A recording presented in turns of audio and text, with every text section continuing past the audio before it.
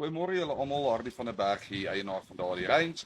Ek wil julle gou vandag verduidelik oor Zulu. Zulu is 'n baie lekker TCP garlic mengsel met bitter baie florhou in. Dis 'n moed in jou kas. Glo vir my, dis 'n moed in jou kas. Na aan Boemelaar is dit Zulu met baie florhou in. So wat ek wil doen is ek wil julle net wys, ek het gister 3 liter Zulu gebou. So kom ek wys julle gou vinnig.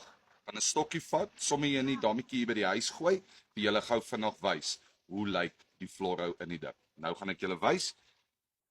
Ek gaan hom so in die Zulu dip. Daar kan julle sien en kom ek wys julle wat maak hy in die water. Kom ek wys julle. Kyk, daar het sommer 'n druppeltjie geval. Kyk daai florhou wat hy maak. En dis net 'n bietjie mense. Julle moet dit in julle kas kry. Dit is Zulu vang vir jou baie vis. Net om julle 'n idee te gee, ek het 3 liter gebou gister. Daar's 'n liter wat uitgaan môre na 'n kliënt toe, 500 na 'n ander kliënt toe, dis Noordwes en Vrystaat. En dan het ek sommer nog gebou want ek weet ek gaan binnekort uithardloop op Zulu.